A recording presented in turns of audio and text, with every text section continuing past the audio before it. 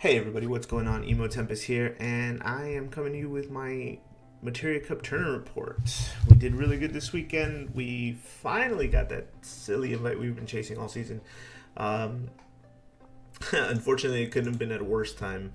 If you don't already know, I've been selected to commentate Nats for you guys, so I'm happy to say I will be there regardless. But I'll be in the booth, excited to watch all your games on the stream and just have a real good time again. It was a long season, right? We did what, 4 LQs, 2 cups, and we've just been playing. Finally, we found our success going back to playing mono water like we used to. But yeah, we have it right here. Congratulations to Ray, by the way, and William and Adam for grabbing their invites as well. Since I was the highest seed after they started passing down, I finally got it right here. But like I said, this spot will go to the LQ. So there is now officially 10 spots. Should be officially 10 spots going into the last chance qualifiers. So that's that. Let's go ahead and full screen here just so we can have a better view here. Yeah, that's it, guys. I'm going to go over my list here with you, talk to you some about the choices I made. The matchups and all that, give you a full report from the top 8 finish here. Pretty straightforward. We played something like this at the end of last season, at the end of last set, right? I had one last LQ in Tampa. I ended up getting second place. We started building this mono water list because we anticipated the late LB card. It's just, it was a call. They went for dark, no light on Hidden Hope. And then, so Hidden Trials, in my opinion, would have had to have had a light limit break. And we weren't wrong, right? We got the Luso. And so I started reading into these. The main thing is that I wanted to figure out what's the best way to deal with, it started off with Refia, but it turned out into being able to handle so much more. And so what's a good way we can recur this, take advantage of, all the monsters we had before, like the Echidna, Blue Worm, and Tomberries. And just create a really wild situation, right? And that's what that list did. And so we tried it out. We hadn't made any changes too much. Sam, asked for some ideas after for Portland, and so I took from his list after I saw what he came up with. But ultimately, I took out the Terras and some of those other cards, and landed with this.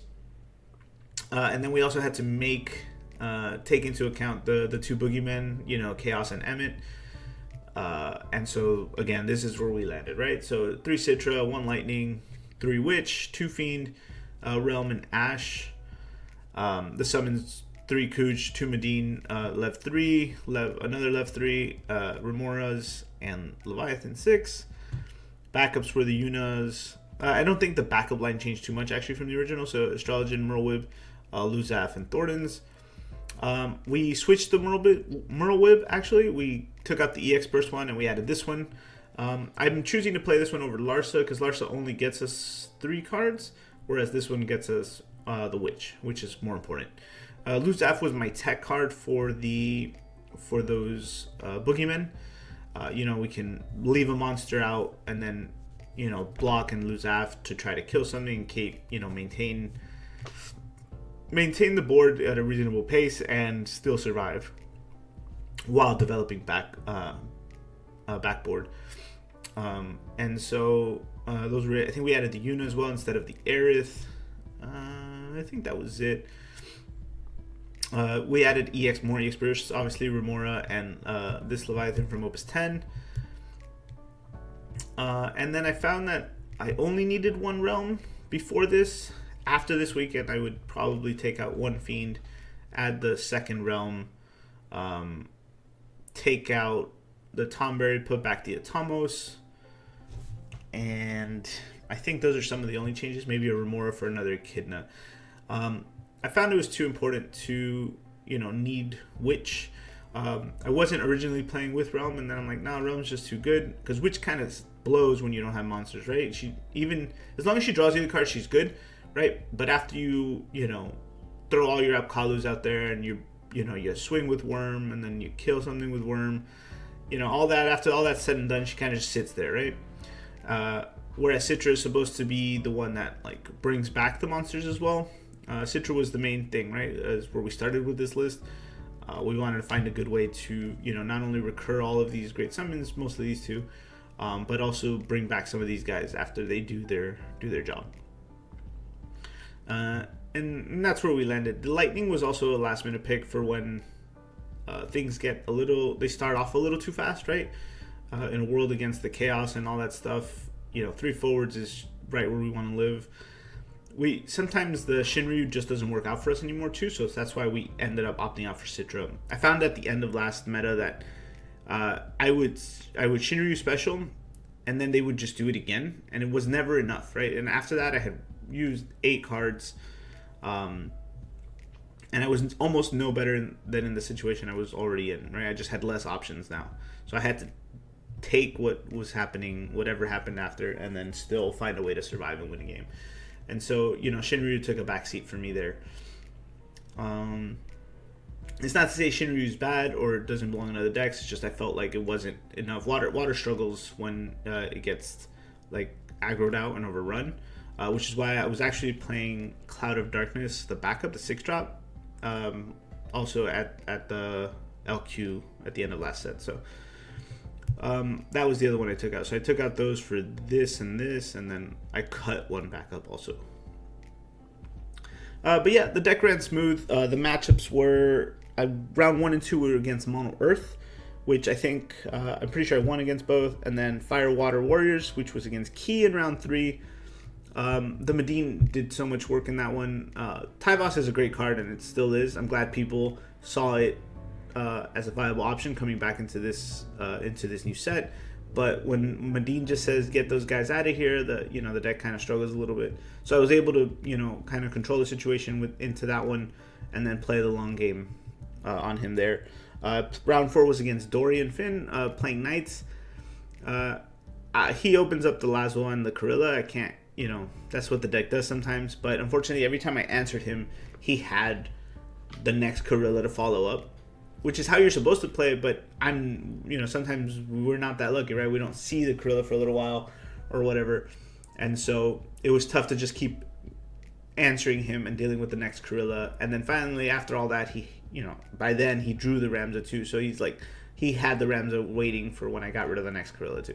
So yeah, it was just, I couldn't keep up. And then I don't think the EX bursts were in my favor then. And naturally he opens up like the one Lena, like he added this Lena to it. He opened the one of, I think he said it was. And so it was like, okay, that's great. Anytime we did get some kind of back help, it backfired for me, right? It's the same reason we play this, because every time we would play into, Refia or anything else like that, whatever advantage we have, we lose it, and Lena makes sure that at least we stay even, right? If nothing else. Round 5 was against Water Ice Crystals, Irvin Diaz, and that game was fun, but I think I honestly probably got lucky because he didn't see water backups. I managed to hit him for 6 damage, and they were all water cards. So when it came down to his list, he played the Glaciella and only had enough to kill one thing, like CP wise, right? And so it was a really great game. And if you want to know more about his deck, there's a video. I have an interview with him on the channel as well, so go check that out. After that, we have Mono Earth against Hunter and Ants, and he just scooped me up.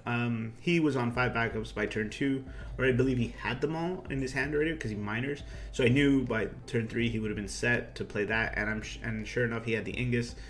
And then I struggled to get to 5. I don't think I did actually that game. I ended up on 4 backups, and so it was tough to answer everything, paying less than he was. And then round 7 was against Scions. I felt bad a little bit for that guy. I drew fantastic and he didn't draw so well. I think he only got to 2 backups. When he played the 3rd, I ended up doing Titus, and then I just disrupted his colors. Like I sent the Lightning away, so he didn't have Lightning backup. And then Medine's really good into that matchup, or like the Witch in general is really good into that matchup because you can answer all his cards with 1-up Kalu. And then Medine was there for the for that Thancred, the annoying Thancred, because he'll usually bring something back, and you always have to be careful of that.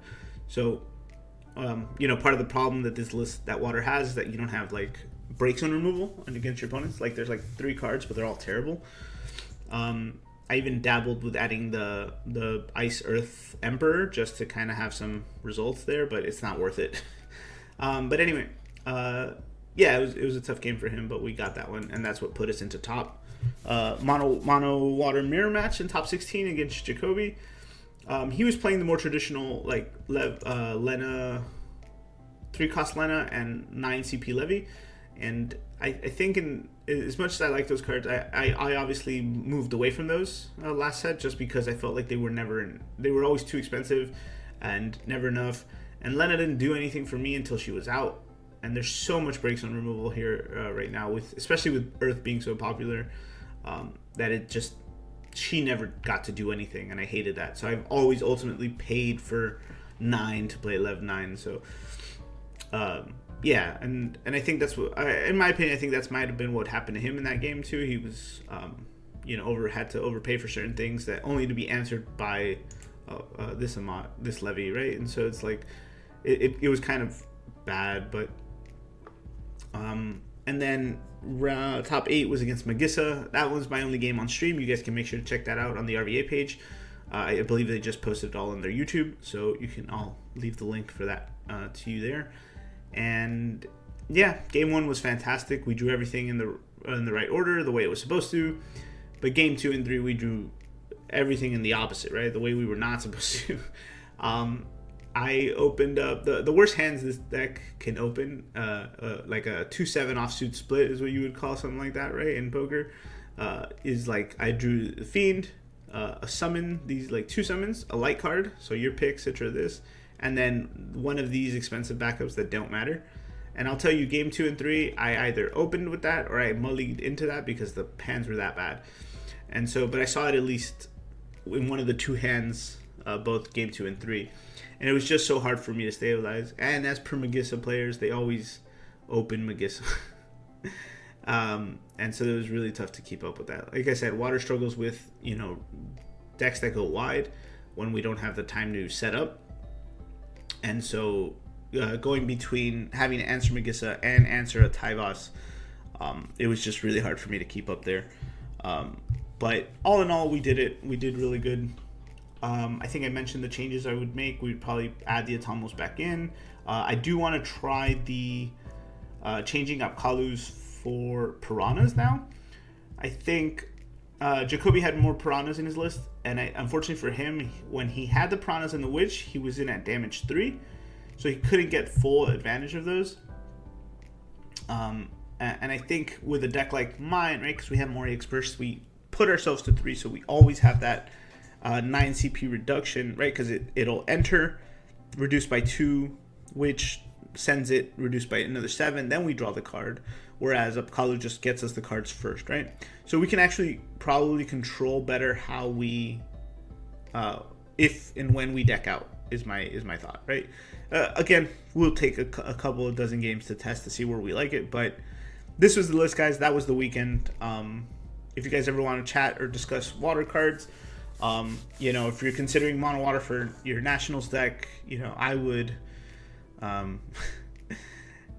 feel free to, hit me up or use this and let me know, what changes you'd make as well. But yeah, guys, that was it. Make sure to check out the top 4 list I got with you guys with Adam on his Chaos deck, and then the top 16 with Irvin as well. So hope you guys enjoyed it. Thanks for listening. Thanks for your support, and I will see you at Nationals. So take care.